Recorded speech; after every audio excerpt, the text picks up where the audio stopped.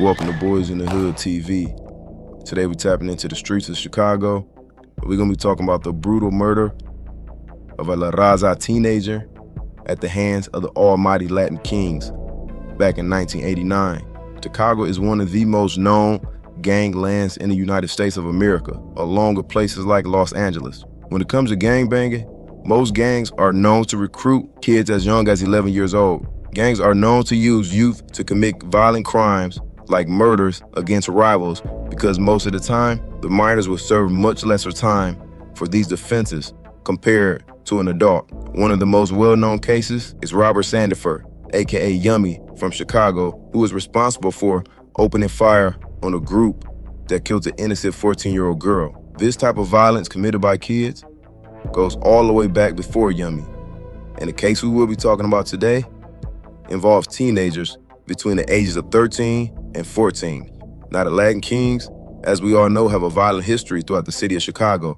And in the 80s, they rivaled a deadly Mexican street gang in Chicago known as La Raza Nation. Now, La Raza would hit the streets in the 70s, but would not truly establish their presence until the 1980s. Now, originally, La Raza Nation started out simply as a group of Mexican youth who wanted to protect each other from gangs who were bullying them. But eventually, they would get sick of the bullying and would join the Folk Nation in 1981.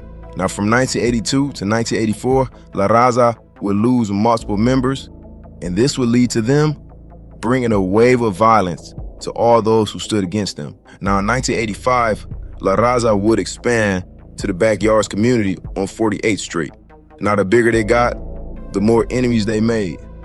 And one of their biggest rivals at the time was the almighty Latin Kings. Now, by the late 80s, we would see a violent murder unfold between La Raza and the Kings from 51st and Ada. Now, this set of Latin Kings was founded by Ricky Hernandez, aka Diaper Deadeye.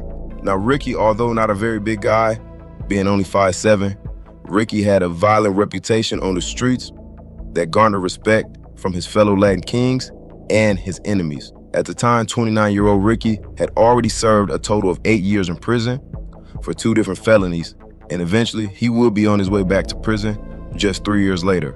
Now, on October 29th, 1989, members of Back of the Yard Latin Kings had just been shot at a rival gang.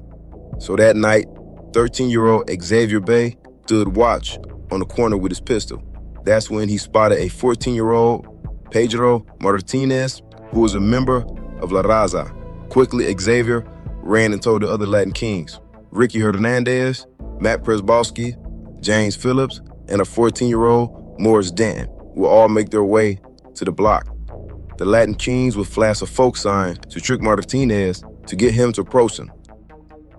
Martinez would then tell them he was from La Raza, and the Kings would claim to be a part of an allied folk set. In that moment, Martinez took the bait. The Latin Kings would then ask Martinez if he wanted to go to a party with them, which he obliged. The group would then walk to a nearby abandoned building. Once inside, Latin King Ricky would order the fellow members to grab Martinez. Immediately, the Latin Kings jumped on Pedro Martinez. Now, Xavier Bay stood by the front door as the lookout. The Kings began beating him with broken table legs. They pistol whipped him with a handgun and with the butt of a shotgun, while also stomping and kicking on him. Martinez attempted to fight back and was able to get to his feet as he tried to run towards the front door, but he was tripped by Denton. Martinez was beaten so badly that he had a shoe imprint on the side of his face and in the center of his chest. Now, the Latin Kings continued to beat on him until he was unconscious.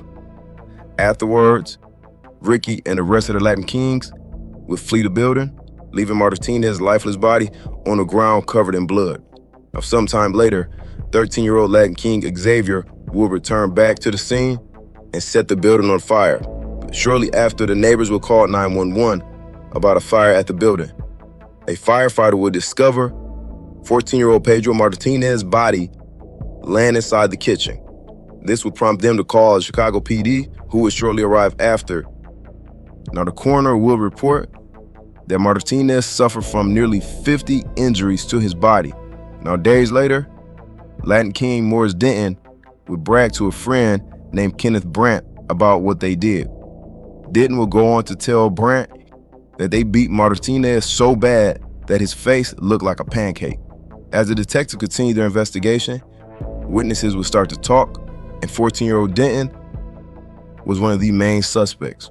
And on November 11th, Denton would be brought in for questioning. Now, during his questioning, Denton would speak with the detective about Pedro Martinez's murder, and he would identify every Latin king that was involved in the situation. Now, James Phillips and Matthew were both already in custody on unrelated charges, but that same night they will be transferred to the same police station as Denton. Now, during questioning, Matthew would admit to being there, but he also will go on to state that other Latin kings beat Martinez until he stopped moving. Now, 13-year-old Xavier Bay and Ricky Hernandez would also be booked on murder charges. Now, by 1990, all 5 Latin kings would head to trial for the murder. Now, during the trial, the defense for Matthew would try to have his confession suppressed, along with a written statement that he signed at the time of questioning. Now, Matthew's defense attorney would claim that his client was beaten into forcing a false confession by detectives. But this motion were denied. Ultimately, Matthew Probowski was found guilty of murder and sentenced to 20 years in prison. Now, up next was both teenagers, Morris Denton and Xavier Bay, who were both being charged as adults. Both Denton and Xavier would take the stand. Now, Denton would testify during his trial that he was forced to participate in this murder.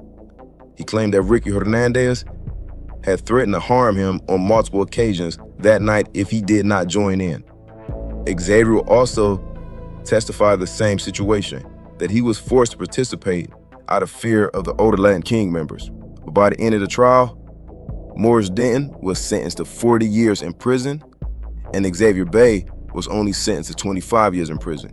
The judge will go on to state that he felt that Xavier exhibited remorse for his part in the murder, whereas Morris Denton, the entire trial, showed no remorse.